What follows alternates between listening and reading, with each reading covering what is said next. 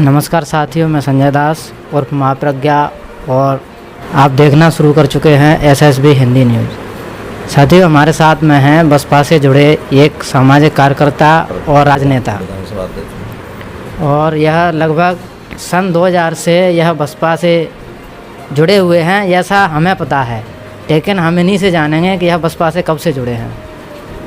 सबसे पहले मैं आपके चैनल को धन्यवाद देना चाहूँगा कि आप मेरी बात को जन जन तक पहुँचाने का कार्य करें।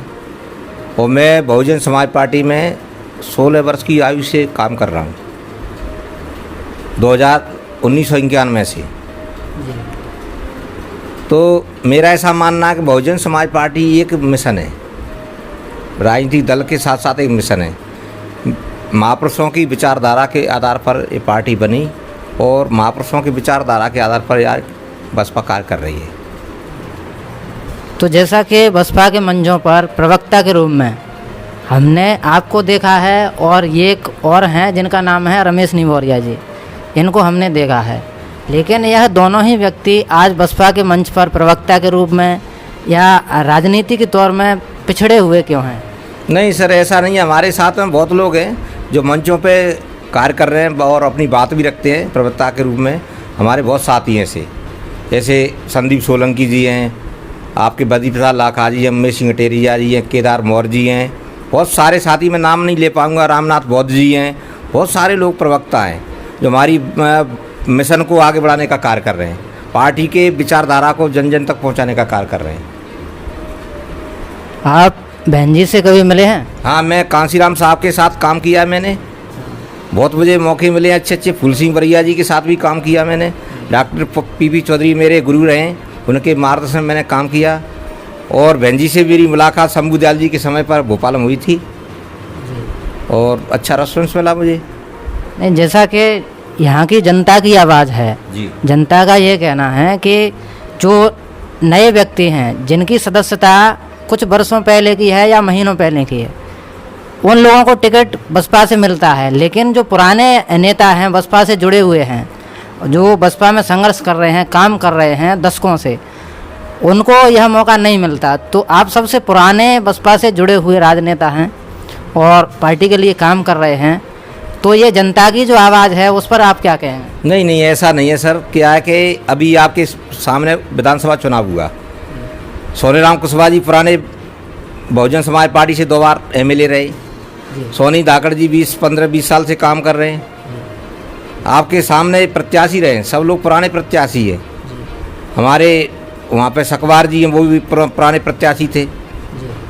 सब लोग मिलजुल के काम कर रहे हैं, ऐसा कुछ नहीं है। पुराने वर्करों को भी टिकट देती है पार्टी, लेकिन परिस्थितियों के हिसाब से व्यक्ति मजबूती चाहिए। आज ऐसे लोकसभा की बात करूँ मैं तो भारतीय जनता पार्टी से राजपूत समाज से व्यक्ति है, कांग्रेस से भी राजपूत समाज से व्यक्ति है, तो उनको टक्कर देने के लिए हमारे पास अच्छा प्रत्याशी है जो हमारे मुरैना जिले का, श्योपुर जिले का उद्योगपति है, अच्छा वर्चस्व का सभी समाजों में अच्छा प्रत्याशी दिया पार्टी ने।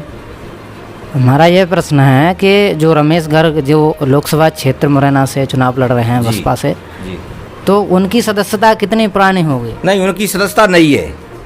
मैं इस बात से सहमत हूँ और आपकी बात से सहमत हूँ, लेकिन हमारे जो वर्कर हैं, ये चुनाव आप जानते हो कि लंबा चुनाव है, हमारे वर्करों पर इतना खर्च करने के लिए संसाधन नहीं है, व्यवस्थाएं नहीं है, तो छोटे चुनाव तो अब लड़ा देते हैं, विधायक तक का चुनाव लड़ाते हैं। अब लोकसभा में हमने प्रत्याशियों से कहा भी था, सोनीराम कुशवाहा जी को भी हमने प्रोजेक्ट किया था पूरे ज़िले के अंदर के सोनीराम कुशवाहा जी को लड़ा जाए, लेकिन उनकी स्थिति थोड़ी सी संसाधनों में दिक्कतें आ रही हैं।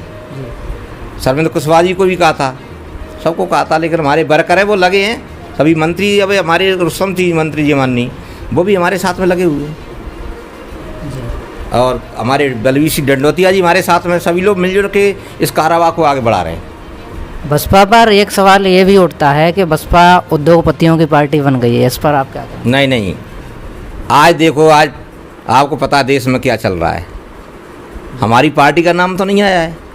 जी जी, इलेक्ट्रो वर्ल्ड की बात चल रही है, तो किसके पास पैसा है? धन्ना सेठों के पास, बड़े बड़े उद्योगपतियों के पास से पैसा आता है।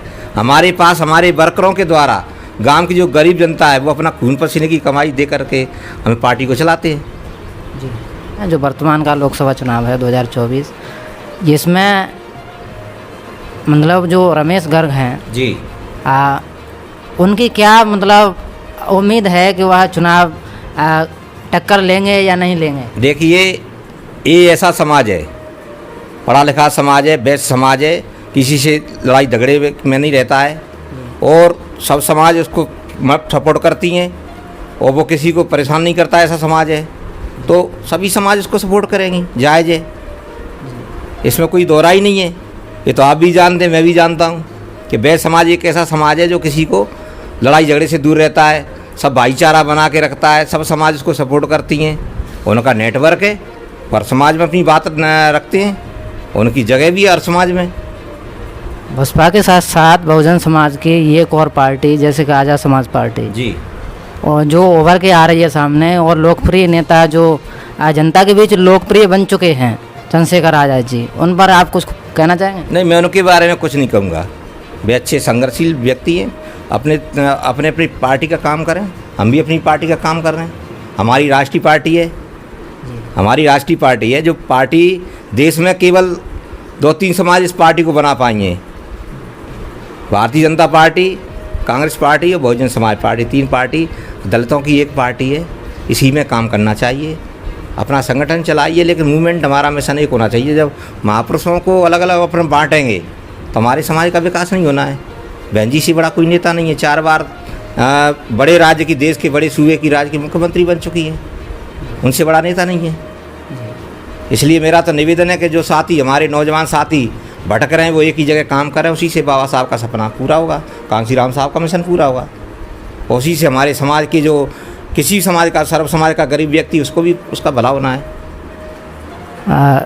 मुरैना लोकसभा क्षेत्र की जनता के लिए आपका जो अंतिम मैसेज है वह क्या होगा? हमारा मैसेज ये कि जब अगर जनता ने हमें समर्थन दिया, हमारी पार्टी को समर्थन दिया, सर्व समाज ने, तो हमारा विकास का मुद्दा रहेगा, बेरोजगारी ख़त्म करने में हमारी आवाज़ रहेगी, स्वास्थ्य में हमारी आवाज़ रहेगी, और जो छोटे तबके लोग हैं इनको ऐसे मान लो आवास की योजनाएं और अपन जो हमारे पेंशन की योजनाएं, उस पर ज़्यादा फोकस करेंगे और शिक्षा पे ज़्यादा फोकस करेंगे।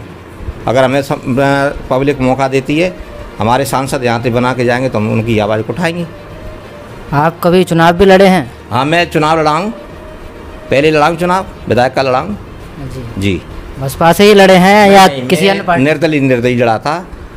हम पार्टी में कुछ विघटन हो गया था उस वक्त, ऐसी मेरी इच्छा नहीं थी ना, मैं जब से चुनाव लड़ा, लेकिन क्या कुछ परिस्थितियाँ ऐसी बन गई कि चुनाव लड़ना पड़ा।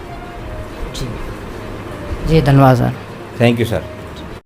इसी के साथ साथियों मैं आपसे अपील करता हूं कि आप हमारे चैनल पर नए हैं तो हमारे चैनल को सब्सक्राइब करें, लाइक करें, कमेंट करें और सभी दोस्तों में शेयर करें। साथियों चैनल को सब्सक्राइब करने के बाद में ऑल नोटिफिकेशन दबाना ना भूलें ताकि आपको हमारे सभी वीडियोज़ की नोटिफिकेशन मिल सके। धन्यवाद साथियों।